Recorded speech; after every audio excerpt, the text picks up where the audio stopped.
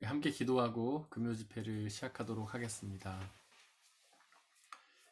지금도 살아주셔서 우리와 함께 계시는 아버지 하나님, 이 시간 하나님께 예배를 드리려고 합니다. 이 예배 가운데 자정하여 주시고 하나님 우리의 예배를 받아주시고 우리에게 당신의 놀라운 은혜로 채워 주옵소서.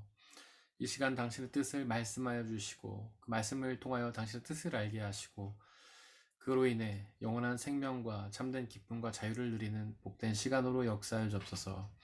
우리의 모든 마음과 뜻과 정성이 주님께로만 향하게 하여 주시고 오직 주님과 저희 가운데 깊은 교제만이 있는 귀한 시간으로 인도하여 주옵소서. 우리 주 예수 그리스도의 이름으로 기도드렸습니다. 아멘. 네, 함께 찬양하겠습니다. 너의 하나님 여호와가.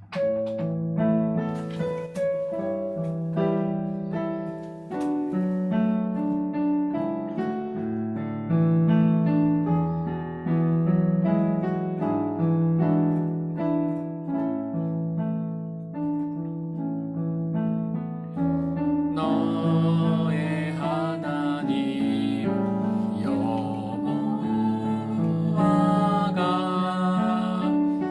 너희 가운데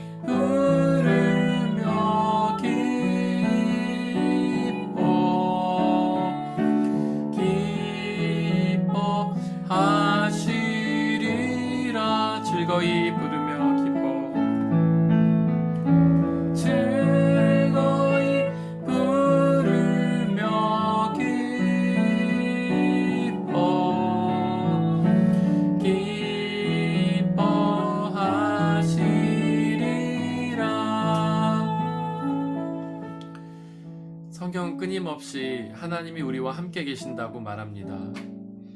임마누엘의 하나님, 원래는 하늘에 계셨지만 우리를 구원하시기 위해 이 땅에 오신 예수 그리스도, 그분이 부활 후 승천하셨지만 성령 하나님이 우리 가운데 오셔서 우리와 함께 계십니다. 비록 우리는 그 하나님을 잘 보지 못하고 그분의 음성을 듣지 못하고 그분을 느끼지 못할 때가 많이 있지만, 그럼에도 불구하고 하나님은 우리와 늘 함께 계시는 임마누엘의 하나님이십니다. 우리가 외로울 때에 그분을 향해 손을 내밀길 원합니다. 우리가 고통 가운데 있을 때에 그분 가운데 그분께 손을 내밀기 원합니다. 우리가 기쁨 가운데 있을 때 그분과 기쁨을 나누기 원합니다. 그분은 우리 안에서 역사하시며 구원을 이루시고 우리에게 기쁨과 자유와 평화를 주시는 분이십니다. 그 하나님과 늘 기도를 통하여 하나 되고 마음을 그분께 모음으로 그분에게 있는 놀라운 기쁨과 자유와 구원을 누리게 해달라고 이 시간에 함께 기도하겠습니다. 아버지 하나님, 하나님 우리와 언제나 함께 계시는 줄을 믿습니다. 하나님은 임마누엘 하나님이시고 우리와 늘 함께 계시며 우리를 지켜 보호하시는 줄을 믿습니다. 비록 우리가 하나님의 모습을 보지 못한다 하더라도, 비록 우리가 하나님의 음성을 직접 듣지 못한다 하더라도 하나님 우리와 언제나 함께 계시는 줄을 믿습니다.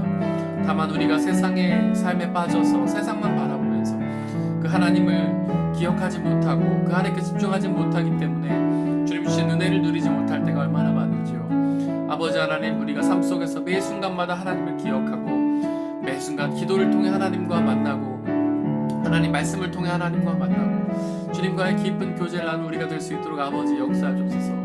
성령 하나님, 우리에게 끊임없이 말씀하여 주옵소서. 내가 네 곁에 있다고, 내가 너와 함께 있다고, 내가 네 안에서 역사하고 있다고, 네가 아무리 외롭고 힘들고 어려울지라도 늘 함께 하시며 우리를 도우신다고 아버지 하나님 끊임없이 우리에게 말씀을 주시기를 소망합니다. 아버지여, 우리가 다른 곳에 두었던 눈과 귀를 이제는 하나님께로 모으게 하시고 주님의 그 음성을, 우리와 함께 하시는 그 주님을 우리가 느끼며 기억하고 감사하며 나가게 아버지 역사해 주시고, 그 하나님과 늘 교제함으로 주님이 주신 놀라운 성령의 은혜, 기쁨과 자유를 누릴 수 있는 우리가 되게 아버지 역사해 주옵소서. 아버지, 우리에게 영적인 예민함 허락하여 주시고 아버지 하나님 향한 갈급함과 소망을 허락하여 주셔서 우리가 날마다 주님과 깊은 교제를 나누고 하나님과 함께 살아가며 주님과 하나님 늘 연결되어서 주님신 놀라운 은혜를 받아들이는 우리가 될 수 있도록 아버지 역사해 주셔서 하나님과의 만남을 방해하는 모든 세력들을 물리쳐 주시고 우리를 방해한 모든 사단들을 물리쳐 주시고 오직 우리가 하나님과만 깊은 교제를 나누는 우리가 될 수 있도록 아버지 하나님 역사해 주시고 은혜 내려 주옵소서. 하나님 역사해 주시옵소서.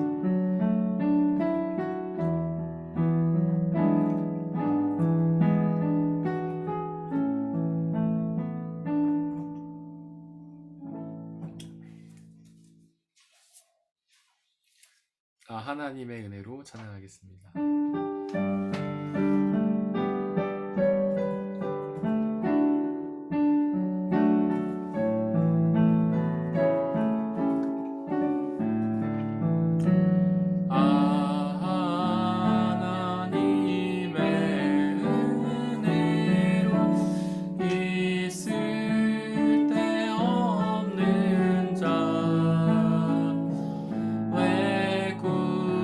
구속하여 주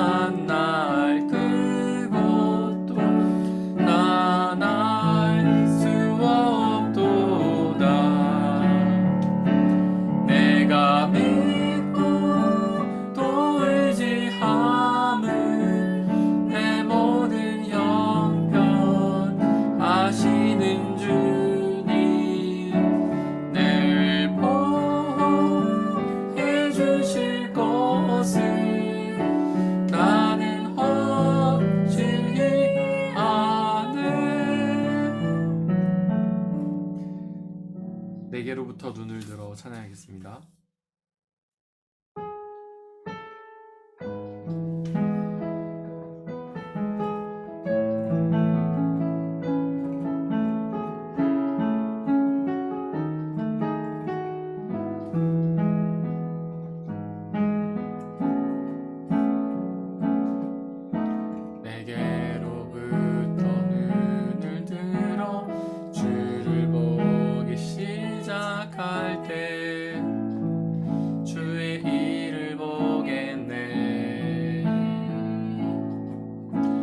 작은 마음 돌이키사 하늘에 꿈꾸게 하네.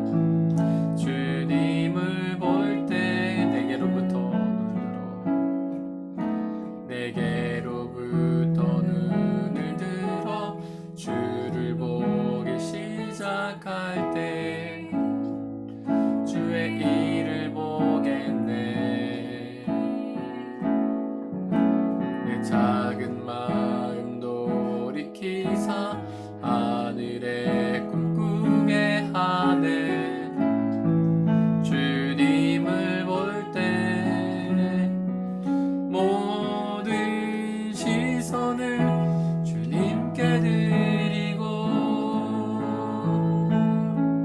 살아계신 하나님을 느낄 때 세상은 주의 역사가 되고 하나님이 일하기 시작하네. 성령이 나를 변화시켜 모든 두려움 사라질 때 주의 일을 보겠네. 황폐한 땅 한가운데서 주님 마음 알게 되리. 주님을 볼 때 성령이 나를 변화시켜 모든 두려움 사라질 때 주의 일을 보겠네. 황폐한 땅 한가운데서 주님 마음 알게 되리. 주님을 볼 때 모든 시선을 주님께 드리고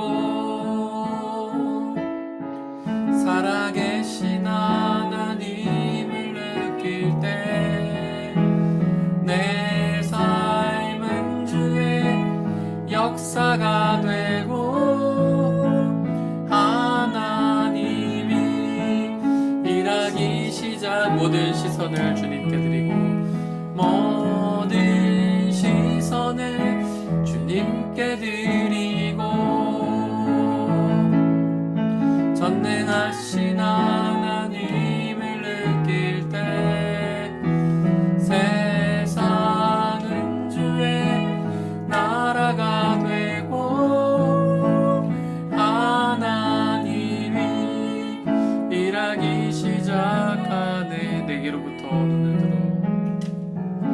내게로부터 눈을 들어 주를 보기 시작할 때 주의 일을 보겠네. 내 작은 마음 돌이키사 하늘에 꿈꾸게 하네. 주님을 볼 때 모든 시선을 주님께 드리고 살아계신 하나님을 느낄 때 내 삶은 주의 역사가 되고 하나님이 일하기 모든 시선을 주님께 드리고 모든 시선을 주님께 드리고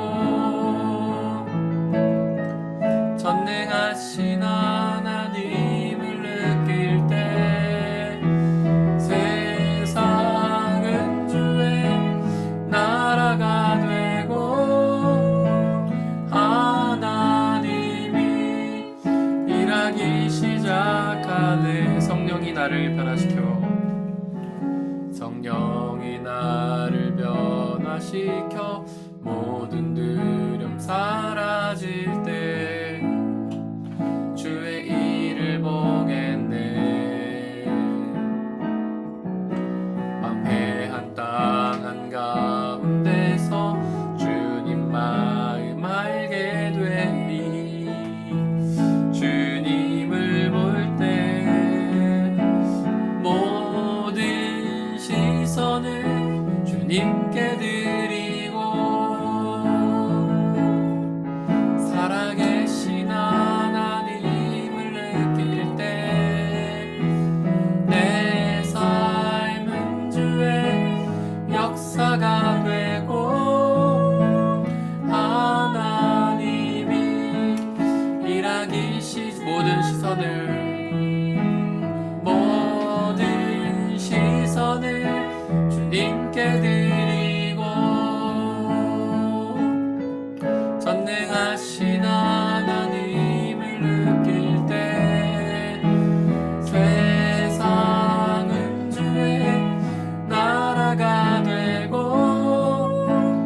하나님이 일하기 시작하 주님의 영광, 주님의 영광 임하네. 주 볼 때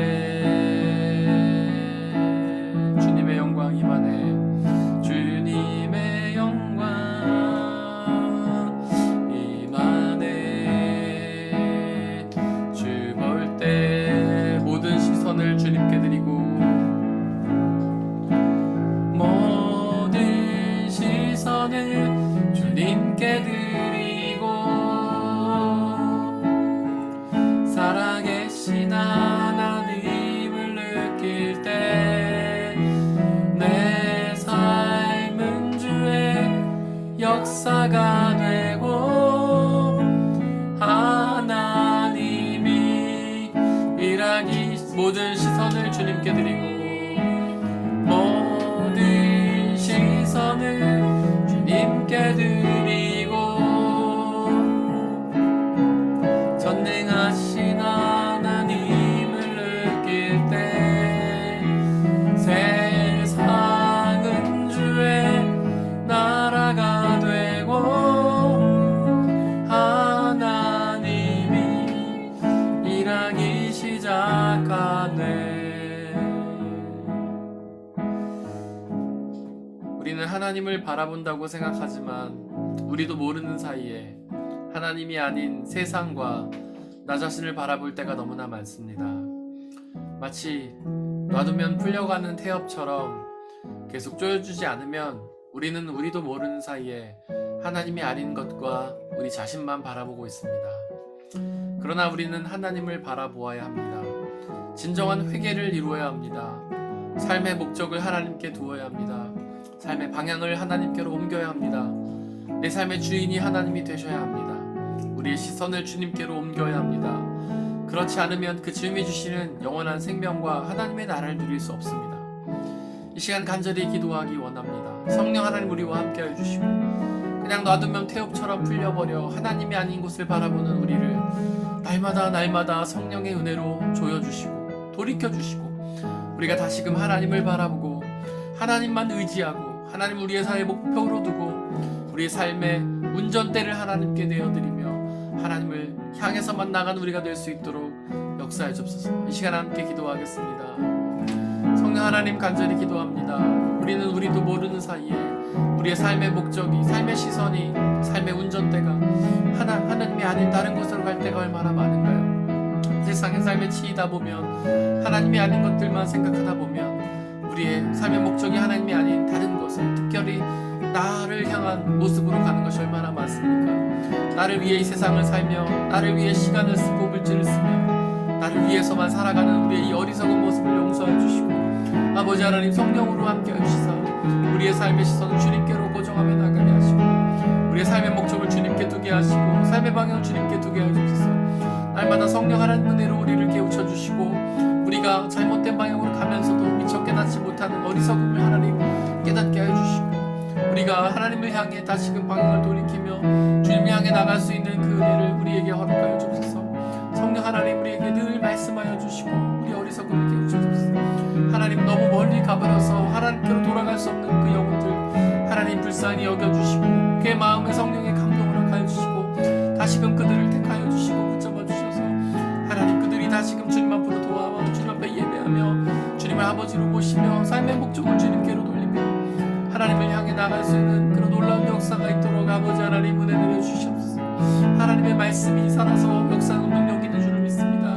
아버지 하나님 역사해 주시고 우리의 삶의 말씀을 통하여 늘 깨우쳐 주시고 하나님의 말씀을 향해 우리가 나아가며 하나님의 말씀을 통해 우리가 하나님께로 돌아가며 변화되는 놀라운 역사가 있도록 아버지 하나님 역사해 주시고 주시옵소서.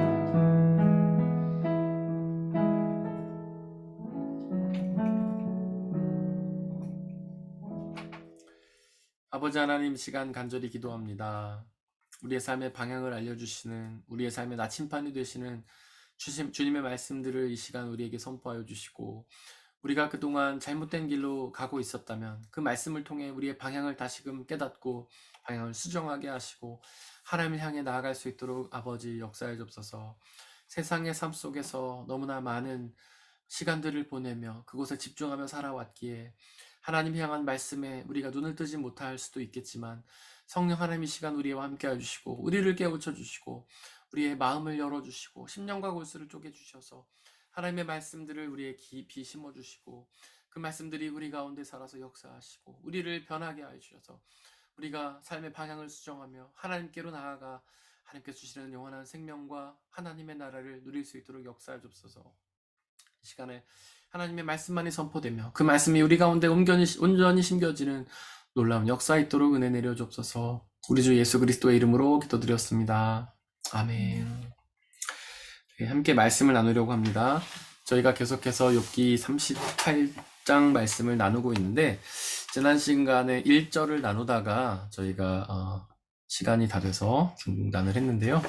지난 시간에 이제 주님께서 라는 부분에 대해서 저희가 했었습니다. 주님이라는 것은 바로 하나님을 지칭하는 말이죠. 근데 이제 새 번역에는 주님이라고 되어 있지만 개역 개정판에는 여호와라고 되어 있습니다. 사실 여호와는 이름이 아니기 때문에 주님이라고 번역한다고 말씀드렸죠. 여호와는 나는 나다. 즉 하나님은 규정될 수 없는 존재다. 하나님은 우리의 어떤 규정, 사고, 생각 그 모든 것들을 넘어서는 분이다 라는 뜻이에요. 여러분들 이런 이름을 제가 여러 번 계속 말씀드린 이유는 하나님의 이 이름의 뜻을 우리가 아는 게 굉장히 중요합니다. 우리는 우리도 모르는 사이에 하나님을 늘 규정하거든요. 근데 그러면 안 된다는 거죠. 하나님은 우리에 의해서 규정될 수 없는 분, 규정되기 원하지 않으시는 분, 우리의 생각과 지각을 뛰어넘어서 일하시는 분이라는 사실이에요. 욥기가 바로 그것을 우리에게 알려줍니다. 38장 이전에서는 욥과 세 친구들은 계속 하나님을 이제 판단했죠. 물론 욥은 잘한 부분이 있었어요. 하나님을 끝까지 믿었죠. 그러니까 자신이 물론 죄인이었지만 하나님을 믿고 회개하면은 용서해 주신다라는 그 복음. 그거를 굳건히 믿었어요. 그건 정말 잘한 일입니다. 그런데 그는 그 욥이 잘못한 건 뭐냐면 중간 이후부터 고난의 이유를 이제 물어보는데 그게 좀 지나쳐요. 하나님 제발 고난의 이유를 알려달라고. 왜 나를 이렇게 힘들게 하시냐? 차라리 나를 죽여달라. 왜 나를 태어나게 하셨는가? 이렇게 하면서 원망을 좀 많이 하거든요. 그래서 하나님께서 이제 책망하시는 부분이 나오는데 어쨌든 욥이 그렇게 하나님을 규정하려고 했던 것, 고난의 이유를 물으면서 하나님을 규정하려 했던 것을 또 책망을 받습니다. 새 친구도 책망을 받아요. 그들은 이 고난이 하나님께서 욥이 죄를 지었기 때문에 주신 것이다 라고 규정을 해버리죠. 판단을 해버려요. 그들의 어리석은 생각들을 가지고 판단을 해버리죠. 사실 그들이 했던 그 생각은 인과응보나 권선징악이라고 하는데 그건 사람의 지혜 전통이죠. 사람들은 다 그렇게 생각합니다. 누가 잘못하면은 상을 받고 못하면은 벌을 받죠. 그게 세상이 돌아가는 원리 아닙니까? 법을 어기면 범칙금을 내거나 감옥에 들어가고 그 다음에 뭔가 열심히 해서 뭐 잘하면은 포상금을 받고 성과급을 받고 이게 이제 세상의 논리라는 거죠. 뭐 승진을 하거나 사업이 잘 되거나. 하지만 일단 세상도 그렇게 돌아가지 않을 뿐더러 하나님의 법칙은 그렇지 않다는 거예요. 하나님의 법칙은 권선징악이나 인과응보가 아니죠. 우리가 착하게 산다고 해서 상을 받는 것도 아니고 죄를 짓고 산다고 해서 벌을 받는 것도 아닙니다. 죄를 지었지만 예수님을 믿고 하나님을 믿고 우리의 죄를 회개하면은 용서해 주신다. 이게 이제 하나님의 법칙이잖아요. 그러니까 권선징악을 완전히 이제 무너뜨리는 하나님의 뜻인 거죠. 그래서 이 세 친구가 하나님을 규정하려고 했던 것도 책망을 받습니다. 그래서 주님의 이름을 여호와로 아는 것은 굉장히 중요해요. 하나님은 규정될 수 없는 분이다. 여러분들도 가만히 한번 생각해 보세요. 저도 마찬가지고 여러분도 마찬가지고 우리도 우리가 인식을 했던 못했던 하나님을 끊임없이 규정하려고 하지 않습니까? 하나님은 이런 분이실 거야. 하나님은 이렇게 역사하실 거야. 뭐 우리 스스로도 그렇게 위안을 삼을 때도 있고 다른 분에게 그렇게 권면을 하시기도 하죠. 하나님 이렇게 역사하실 거야. 우리가 기도하고 노력하면 하나님 복 주실 거야. 하나님께 좋은 결과 주실 거야. 이렇게 우리는 재단할 때가 얼마나 많습니까? 그러나 하나님은 규정할 수 없는 분이다. 그게 여호와다라는 이름의 뜻이라는 겁니다. 그래서 구약 성경에서 주님과 신약 성경에서 주님은 조금 용법이 달라요.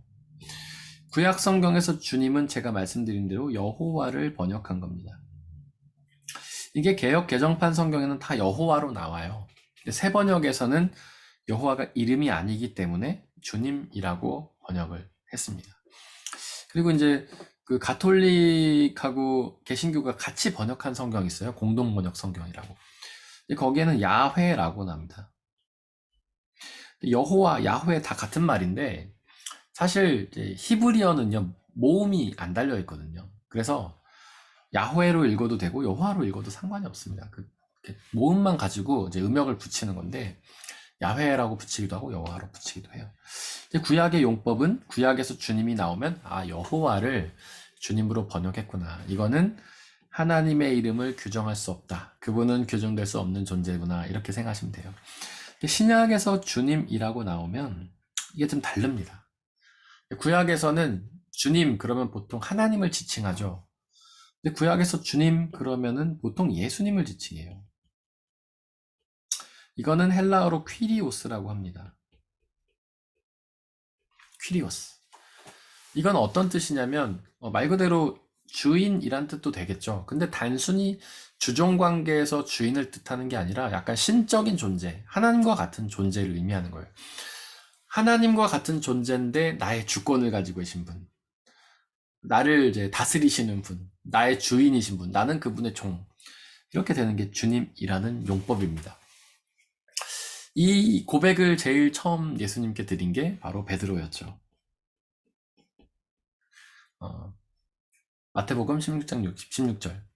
예수님이 사람들한테 이제 제자들을 모으시고 물어보시잖아요. 야, 사람들이 나를 누구라고 하니? 예수님 궁금하셨던 거예요. 왜냐하면은 예수님은 평범한 사람으로 사시다가 이제 본격적으로 사역을 시작하셨잖아요. 사역을 시작하실 때 하나님의 영광이 그분에게 드러났어요. 그래서 그분이 주님 변화산에서 모습이 변하기도 하셨고 그때부터 기적을 베푸시면서 막 사역을 하셨단 말이에요. 그때부터 병든 자도 고치시고 막 오병이어의 기적도 일으키시고 죽은 자도 살리시고 귀신도 내쫓으시고 그렇단 말이에요. 그러니까 사람들이 예수님을 어떻게 이해하는지가 궁금했던 거예요. 예수님은 아마도 당신이 하나님이라는 사실이 전해지기를 원하셨겠죠. 예수님이 공생의 이전까지는 평범한 사람으로 완전한 사람처럼 사셨습니다. 전혀 기적도 일으키지 않으시고 키웨가 다른 어린아이들처럼 갓난아기 때 뭐 젖을 먹고 자라면서 키와 지혜가 자라시고 그렇게 자라셨죠. 그 다음에 다른 유대인들처럼 회당에 가서 말씀도 나누시고 이렇게 사셨단 말이에요. 근데 평범한 사람으로 사셨어요. 근데 하나님의 영광이 이제 드러나고 나서 이제 기적을 베푸시니까 궁금하셨던 거예요. 과연 사람들이 나를 어떻게 이해할까? 정말 사람으로 그동안처럼 사람으로 이해할까? 아니면 하나님으로 이해할까? 그래서 이제 물어보시죠, 예수님이. 그때 제자들이 하는 말이, 예수님, 사람들이 예수님을, 엘리야나 선지자라고 생각합니다. 엘리야나 세례 요한이라고 생각합니다. 뭐, 선지자라고 생각한다는 거죠. 예언자라고 생각한다는 거죠. 그러니까 좀 특별한 존재라고 생각한 거는 맞아요. 뭔가 엄청나게 말씀을 잘 전하시고, 기적을 베푸시고. 그런데 평범한 사람으로만 생각한 거죠. 하나님으로 생각하진 않은 거예요. 그래서 예수님 마음에 드는 대답은 아니었습니다, 이게. 예수님은 일개 예언자가 아니시잖아요. 그냥 뭐 평범한 엘리야나 엘리사, 모세, 뭐 그다음에 세례 요한 같은 그런 예언자가 아니시잖아요. 그분은 하나님이시잖아요. 그래서 예수님이 이번에는 제자들에게 묻습니다. 그래도 제자들은 좀 나은 답변이 나오겠지 하고 기대하셨겠죠? 왜냐하면 제자들은 그래도 예수님과 함께 동고동락하면서 먹고 자고 뭐 사역도 같이 하고 예수님이 베푸시는 그 수많은 기적들을 봤고 또 예수님이 말씀 전하시는 걸 직접 들었잖아요. 그 놀라운 것들을 봤잖아요. 그러니까 조금 다른 대답이 나오지 않을까 생각을 했던 거죠. 그러자 이제 베드로가 잘 대답을 하죠. 예수님은 주는 그리스도시요 살아계신 하나님의 아들이십니다. 주는 그리스도시요 살아계신 하나님의 아들이다. 이 베드로가 이제 예수님이 이어서 얘기를 하셨지만 이걸 너에게 알게 하신 것은 하나님이시다. 그러니까 네가 안 게 아니라 하나님이 알게 하셨다 이렇게 얘기를 하셨잖아요. 근데 그만큼 이 대답은 정말 놀라운 신앙의 고백을 담고 있어요. 먼저 그리스도 이게 무슨 뜻입니까? 예수 그리스도. 어떤 분들은 그리스도가 성이 아니냐 제약킴처럼 예수 그리스도 성이 아니냐 이렇게 생각하는 분들이 계신데 그리스도는 이름이 아닙니다. 그리스도는 직함이죠. 바로 메시아란 뜻이에요. 구원자란 뜻이죠. 그러니까 베드로가 예수님을 구원자로 고백한 거예요. 그건 대단한 고백이죠. 다른 사람들은 그냥 예언자구나라고 생각을 했는데 베드로는 구원자라고 고백을 했어요. 엄청난 고백입니다. 정말 예수님의 말씀처럼 하나님이 알려주신 게 아니면 이렇게 고백할 수가 없어요. 사실 당시에 유대인들은요, 예수님이 구원자일지도 모른다고 생각을 하긴 했습니다. 하지만 나중에 아니라는 결론을 내렸죠. 맨 처음에 예수님이 구원자일지도 모른다고 기대했던 이유는 구약에 있던 예언들이 예수님께서 많이 성취가 되었기 때문이에요. 근데 결정적으로 사람들이 예수님을 구원자로 받아들일 수 없었던 이유는 예수님이 너무 평범했거든요. 그들은 구원자가 왕일 거라고 생각했어요. 그들은 계속 다윗의 자손이다. 구원자가 다윗의 자손이다. 이렇게 얘기를 하잖아요. 처음에 사람들이 예수님한테 다윗의 자손 예수야. 이렇게 얘기하잖아요. 그게 무슨 뜻이냐면 왕족이란 뜻이에요. 왕족. 구원자가 왕족일 거라 기대를 한 겁니다. 근데 왕족이라고 하기에는 너무 평범하거든요. 평범한 정도가 아니죠. 굉장히 이제 천한 신분이셨죠. 목수가 굉장히 당시에는 가난한, 그다음에 사회 되게 아래층에 속한 사람들이었거든요. 그런 것 때문에 결국 예수님을 믿지 못한 겁니다. 하지만 베드로는 그분을 구원자로 믿은 거예요. 그분이 행하시는 놀라운 기적들, 그분의 말씀들을 들으면서 구원자라는 확신을 가지신 거죠. 그리고 하나님의 아들이다. 이것도 굉장히 놀라운 고백이에요. 당시의 유대인들은요, 하나님을 아버지라 부르지 않았습니다. 우리는 하나님 아버지라 부르잖아요. 예수님도 하나님 아버지라 부르시고 우리는 하나님 아버지 그러잖아요. 근데 당시 유대인들은요, 하나님을 감히 아버지라 부르지 못했어요. 그들은 하나님의 이름도 부르지 못했어요. 그래서 성경을 읽다가 뭐 엘로힘, 여호와, 엘샤다 이렇게 하나님의 이름이 나오면 그들은 가서 옷을 다 갈아입고 목욕을 제기하고 옷을 갈아입고 나와서 읽었다고 합니다. 그리고 읽다가 그 단어 하나 틀리면은 자기는 천벌을 받는다고 생각을 했어요. 그래서 여호와, 뭐 하나님 이거를 벌벌 떨면서 읽었던 거죠. 그래서 그렇게 하나님을 하늘에 계신 분이라고 또 생각을 했고 멀리 계신 분. 그러니까 굉장히 권위적이고 뭔가 무섭고 두렵고 이런 존재로 생각을 했기 때문에 감히 아버지라 부르지 못했어요. 근데 이렇게 예수님을 하나님의 아들이라 부른 거는 정말 놀라운 고백인 거예요. 그 누구도 하나님의 아들이 될 수 없잖아요. 하나님을 아버지라 부르지 못하니까 하나님의 아들이 될 수 없잖아요. 되게 놀라운 고백이에요.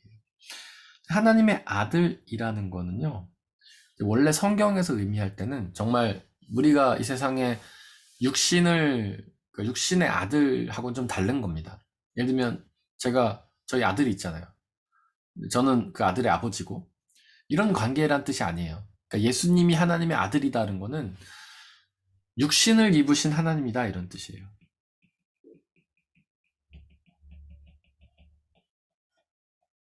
하나님께서 성령의 그 잉태를 통해서 동정녀 마리의 몸으로 나오셨잖아요. 그 사건이 동정녀 마리의 몸을 통해서 나오셨잖아요. 그 사건이 우리에게 말해주는 거는 예수님이 사람의 몸을 입으신 하나님이다라는 사실을 알려주는 거예요. 하나님의 아들도 같은 표현입니다. 예수님이 바로 육신을 입으신 하나님이시다. 그러니까 이건 정말 놀라운 고백인 거죠. 그러니까 베드로가 하나님이다, 예수님한테 하나님이다, 육신을 입으신 하나님이다 이렇게 고백을 한 거예요. 물론 자기의 어떤 능력을 한 건 아니지만 굉장한 대답이라고 할 수 있습니다. 그냥 베드로가 또 주는 이라는 얘기를 했잖아요. 주. 이거 제가 앞서서 말씀드린 거지만 하나님이신데 우리의 주권을 가지고 계신 분이다. 우리의 생사를 책임지시는 분이시다. 우리에게 생명을 주신 분이시다. 이런 고백이라고 말씀드렸죠. 근데 이거는요. 당시에 목숨을 건 고백이에요. 베드로가 이렇게 주는 그리스도시오. 그러니까 예수님한테 주는 그리스도시오. 주는 이렇게 주님 이렇게 얘기했다는 게 알려지면 베드로는요. 큰일 납니다. 당시에는 로마가 지배하던 시대였잖아요. 당시 로마의 종교는요. 황제교예요. 황제교. 로마의 황제가 신이에요. 뭐 시저라고 하기도 하고 카이사르라고 하기도 하고 신이에요. 이런 존재가. 그분을 그러니까 이 주라는 고백은 오직 시저를 향해서만 할 수 있는 고백이에요. 로마의 황제를 향해서만. 어디를 가나 그 황제의 흉상이 있었다고 합니다. 뭐 마트에 가도 직장에 가도 그래서 그 앞에 있는 흉상을 향해 그 황제의 흉상을 향해서 주님이라고 고백하지 않으면 출입이 안 됐다고 해요. 그러니까 그 사실 주님이라고 고백하지 않으면 황제를 주님이라고 고백하지 않으면 일단 경제 활동이 안 되죠. 직장 생활을 할 수가 없어요. 그 다음에 마트에서 물건도 못 사요. 그 다음에 사회적인 생활을 아예 할 수 없어요. 그러니까 이건 죽음이나 마찬가지예요. 그리고 누가 뭐 이걸 들었다. 황제가 아닌 존재에다 주님이라고 하는 거예요. 그러면 이제 그는 어떤 종교 재판을 받게 되는 거죠. 그러니까 형사 재판을 받게 되는 거죠. 사회 소유죄를 받게 되는 거죠. 베드로가 예수님한테 주라고 했던 거는 그렇게 생명을 건 고백이었던 거예요. 단순히 그분을 하나님으로 고백한 것뿐 아니라 자기의 목숨을 건 고백이었던 거죠. 그래서 신약 성경에서 주님은 예수님을 지칭하는데 그분이 나의 주관자이시다. 나의 생명의 주관자시다. 우리의 시간을 책임지신 분이시다. 나는 그분의 종이다. 이런 고백으로 이해를 하시면 될 것 같습니다.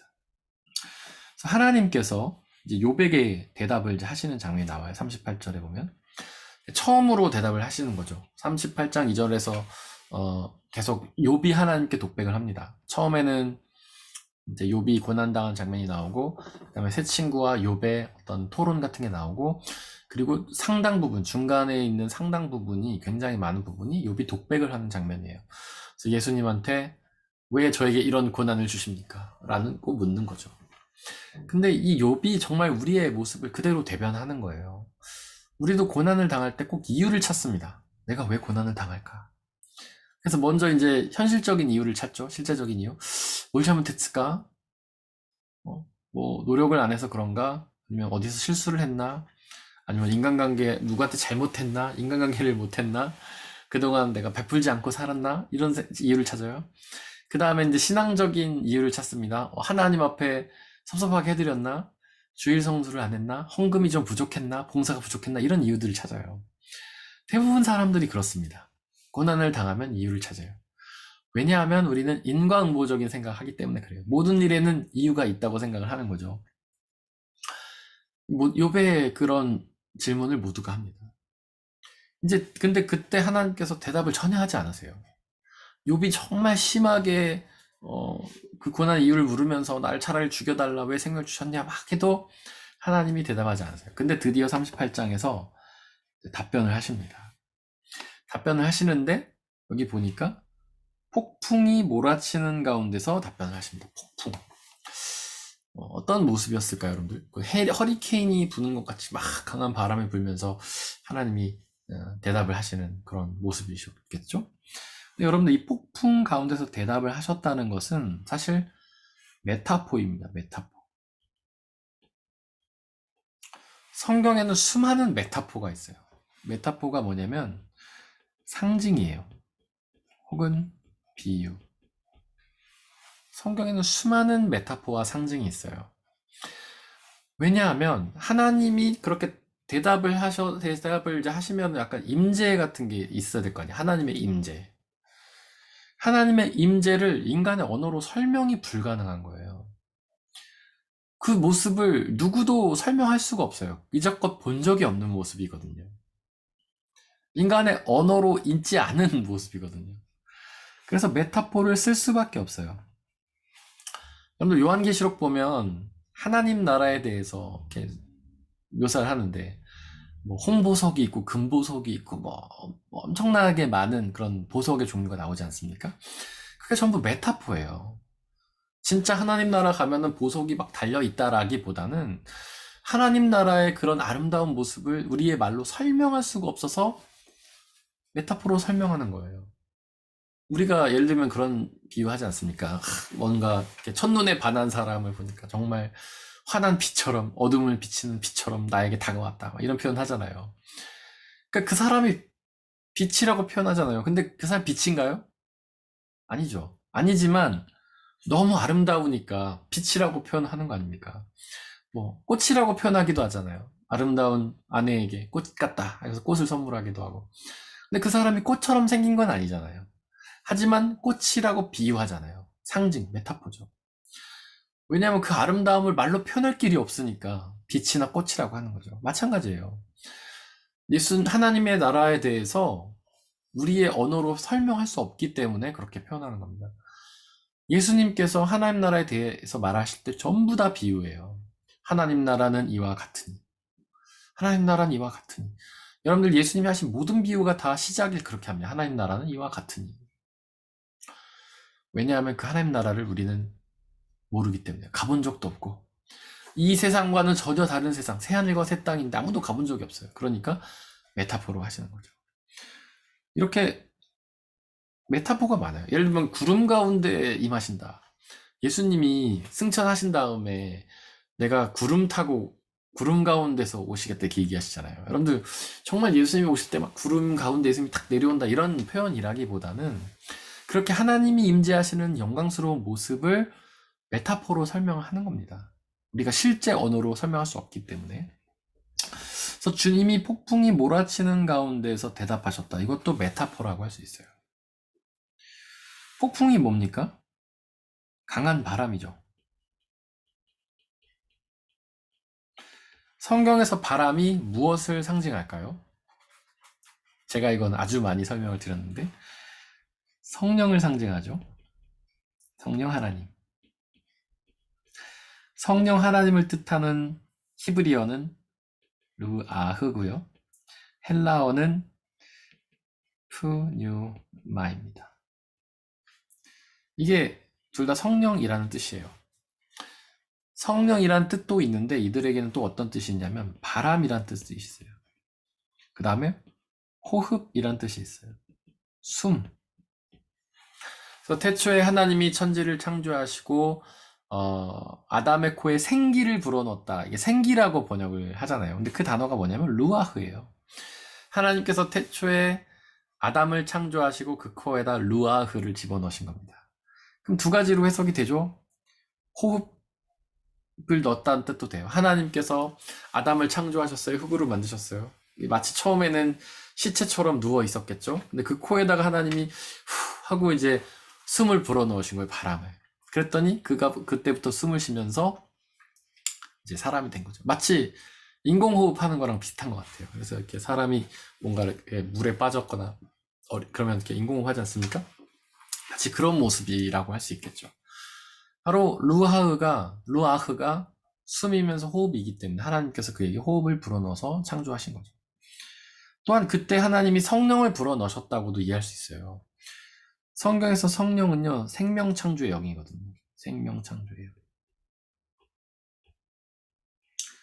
그래서 성령의 바람이 불고 성령이 우리 가운데 임재하면 우리는 영원한 생명을 누리게 됩니다. 그래서 태초에 하나님이 아담의 코에 성령을 불어넣으셔서 그가 살아서 사람이 됐다라고 이해할 수도 있어요. 바람은 생명의 영입니다. 바람, 우리가 호흡을 하죠. 끊임없이 바람을 들이쉬고 내쉬어요. 이거를 5분만 멈춰도 사람 죽는다고 하죠. 밥을 안 먹으면 40일 동안 살고 물을 안 마시면 일주일 사는데 숨을 안 쉬면 5분밖에 못 살아요. 숨이 그만큼 중요한 겁니다. 우리 영도 마찬가지예요. 성령이 없으면 오래 살 수가 없어요. 또 바람은 봄철에 꽃가루를 날려서 다른 꽃을 피게 하죠. 그 다음에 바람이 바다를 이렇게 뒤집어가지고 그게 순화시킨다고 하잖아요. 바람이 불어야 파도가 치고 그 바다에 버린 수많은 쓰레기들이 해안가로 몰려 나오는 거 아닙니까? 그거 몰려 나오지 않고 놔두면 계속 거북이가 먹고 물고기가 먹고 다 죽을 거 아니에요. 고래가 먹고. 물론 그런 일들이 있지만은 바람이 그렇게 바다를 정화시켜서 생명을 유지하게 하는 거예요. 그러니까 폭풍이 몰아치는 가운데 대답하셨다는 것은 성령 하나님의 모습으로 욥에게 대답하셨다. 우리가 그렇게 이해할 수 있는 것입니다. 성령은 이제 신약 성경 사도행전 이후에 본격적으로 모든 사람들에게 가시죠. 하지만 구약 시대 때도 성령은 활동을 하십니다. 다만 모든 사람들이 아니라 특정한 몇몇 사람들에게 성령이 임하세요. 예언자라든지 욥이라든지 이런 사람들 성령이 임하셔서 그들을 역사하십니다. 하지만 사도행전 이후로는 그 성령 하나님이 모든 사람에게 가시죠. 그래서 친정한 임마누엘이 이루어져요. 예수님이 우리와 함께 계시는 임마누엘이 성령 하나님을 통해서 모든 사람들에게 들어가시는 임마누엘에 일어나는 겁니다. 그래서 성령 하나님께서 욥에게 나타나셔서 대답을 하셨다라는 것이죠. 오늘 찬양하고 기도하겠습니다.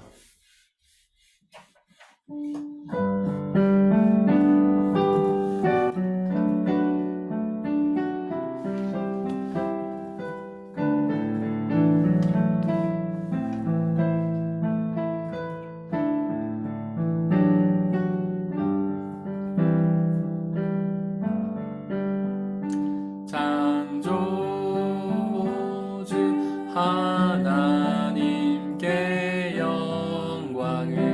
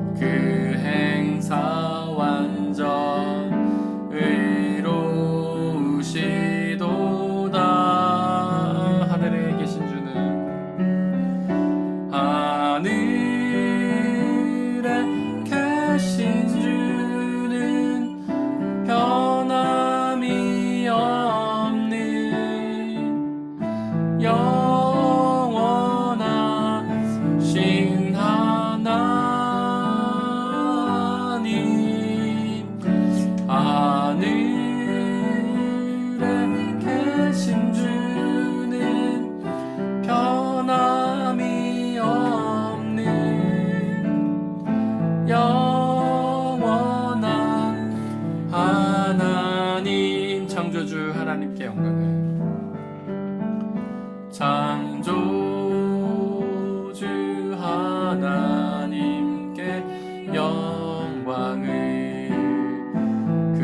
그 행사 완전 의로우시도다.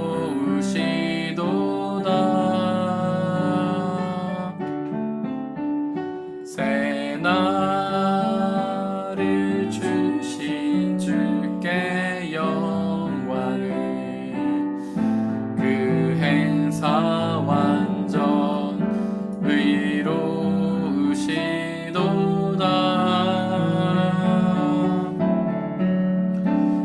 하늘에 계신 주는 변함이 없는 영원하신 하나님. 하늘에 계신 주는 변함이 없는 영원한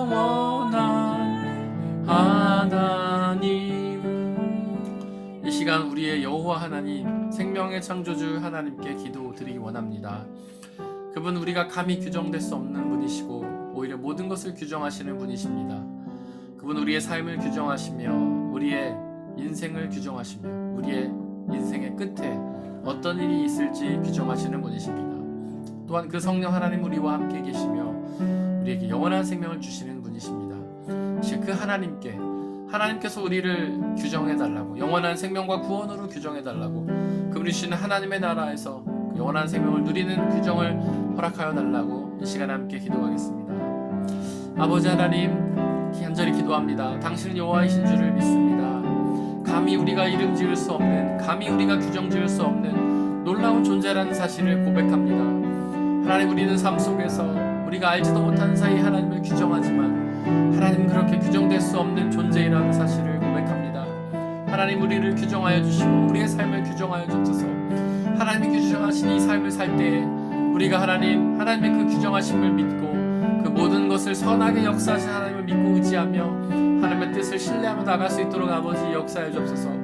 우리의 삶을 하나님이 규정하신 삶이라는 사실을 믿음으로 고백하며 하나님께서 놀라운 은혜와 축복으로 함께 하신 사실을 기억하며 늘 하나님께만 매달리며 하나님께만 집중하며 주님 주시는 놀라운 은혜를 받아 누린 우리의 삶이 되게 아버지 역사해 주옵소서. 성령 하나님 우리 가운데 역사해 주시고 영원한 생명을 이루어 주시고 하나님의 나라에서 그 생명을 누릴 수 있도록 우리를 인도하여 주옵소서.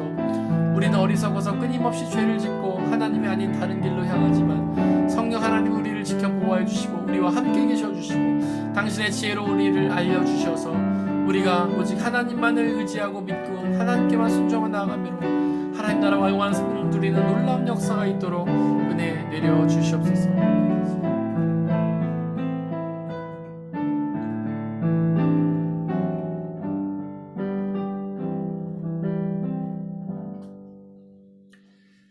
아버지 하나님, 당신은 여호와이신 줄을 믿습니다.